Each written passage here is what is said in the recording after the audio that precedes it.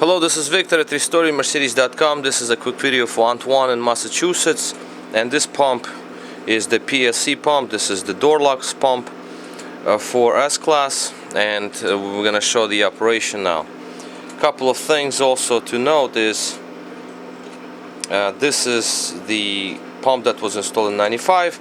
Even though in 95 the pump should be different, it should have manifold looking like this. As you can see, it has longer extensions. It's 94, 95, 96 pump like such, and these are smooth. This is the older style. It comes with different manifold that looks like this. This is an older style, 91, 92, 93. So this is what this pump is off. It just sits right on it. Also, the clip was missing, so you need this clip to hold manifold in place, so you don't want it to pop off. Worst comes to worst, you're just gonna wrap it all around with zip ties just to keep it sit there. It has to sit and seal with these little ports. Okay, so first things first, when you activate the pump, when you put on the ignition, you have two main ports here. These are the most important, not most important. The pressure port P plus and P minus. Pressure minus means vacuum. So if either of these ports will be leaking or anything else past the port is leaking, pump is gonna burn. Now the vacuum port, I mean, they could leak just slightly if the pump activates once in 5 minutes. There's nothing wrong with that. It's gonna last for many years. But if it constantly keeps running, I'll show you how. That's not good. So also, by plugging this pressure port, as we spoke on the phone about, if you plug this up right at the pump will continue activating, and I'll show you that also. You need to keep both of these ports connected because they both have to reach their pressure and vacuum storage tanks. So this is my pressure storage tank. This is the sort of emulation. So I'm going to connect it to the pressure port. Let's say it's empty. So we're gonna empty it out a little bit, and then we're gonna connect it to pressure port. For the vacuum storage, because it's vacuum, it needs no back pressure. It doesn't have to have another vacuum coming up. I'm just going to plug it. See, this is the pipe that was sealed off. Okay, so we're plugging this up. Let's put on the ignition, and when we're gonna have pump activate, let's just wait a minute. It's gonna take.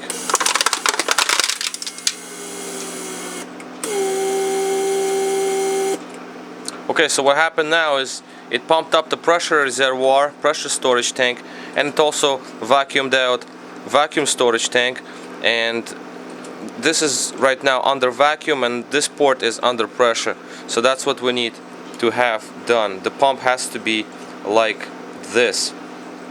If we're going to have, let's say, a leak in the vacuum circuit, as you can see, pump activates.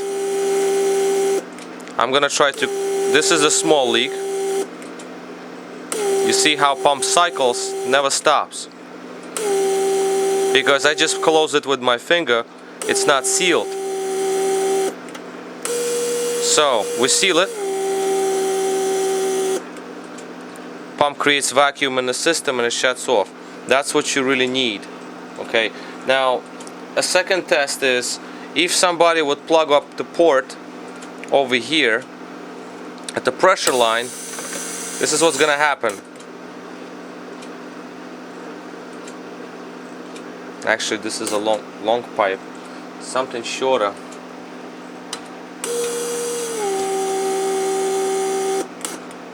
You're gonna hear the pump like zick, zick, zick.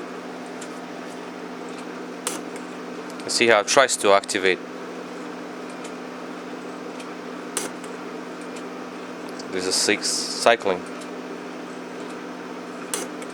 You see how the motor tries to spin, so it just pumps the pressure. The pipe is short, it pumps it up, and there's not enough back pressure. You see how it cycles slightly. That's not good. So you do need back pressure to shut it down completely, so it doesn't activate and reactivate. It's gonna burn the motor. So that's our pressure and vacuum circuits. Very important for any pump to work properly. Okay, now the next thing is going to be we're gonna test, since it's connected to FKS, that's going to be our headrest release. Okay, so for the headrest release, you're gonna have a vacuum over here on this gauge. Going this way is vacuum, and going, one second, this is vacuum, this is pressure. So going backwards is vacuum. So it's gonna try to close down your headrests.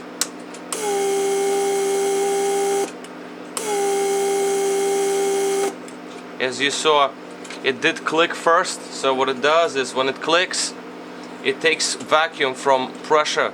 It takes vacuum from vacuum storage pump. The pump does not have to run. It's just a good indication that it does run properly.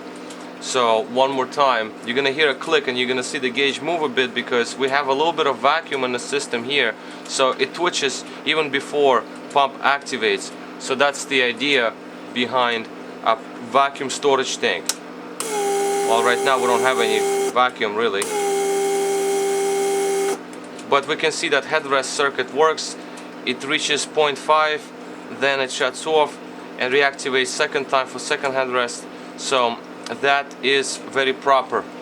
Next circuit is the trunk handle, the handle that comes out the trunk lead, the one that you open and close trunk with. So that works when you got the central locking or trunk release active, or the trunk is open.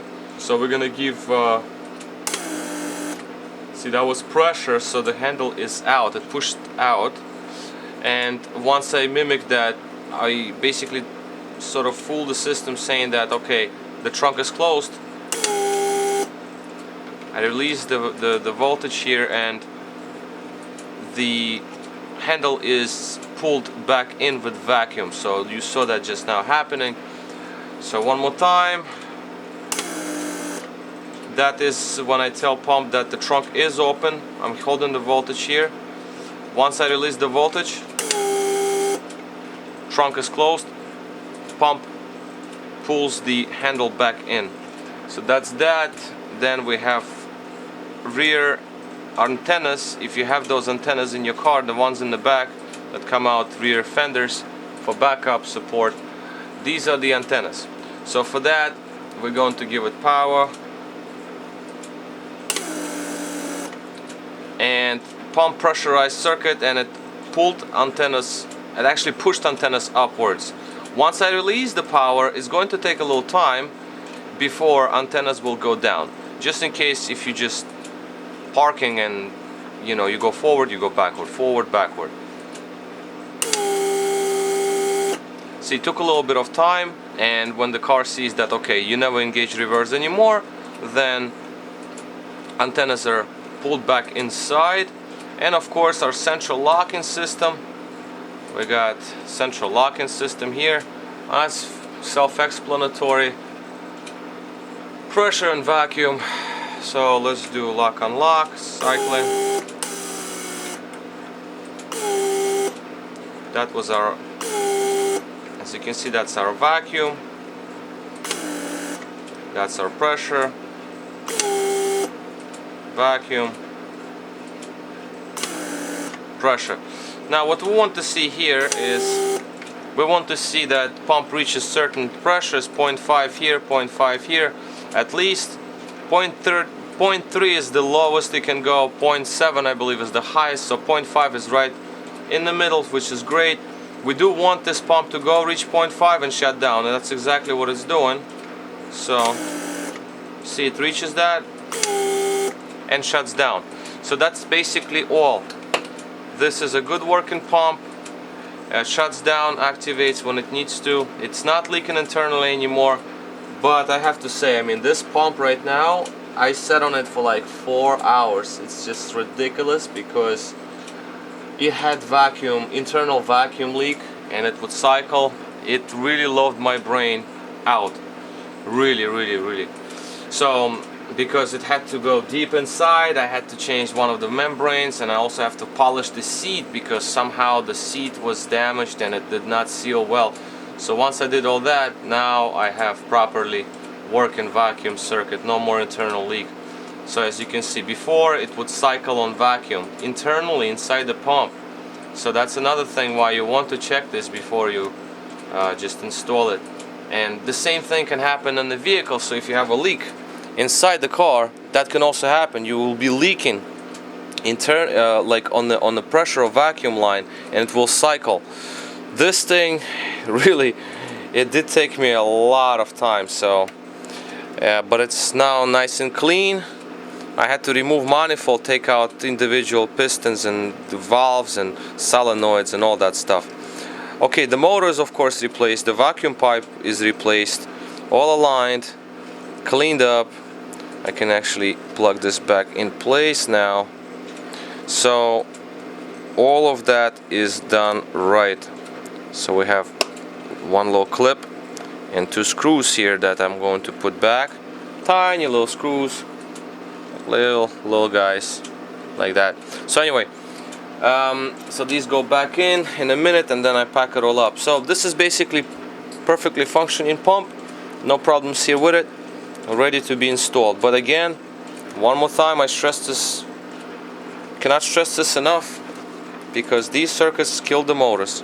This is the motor that you had, and it basically, it's spinning, yeah, but there is nothing left from brushes. They completely just destroyed. There's nothing going on with this motor. It's like, you know, it's just total disaster. You see, no power, no nothing.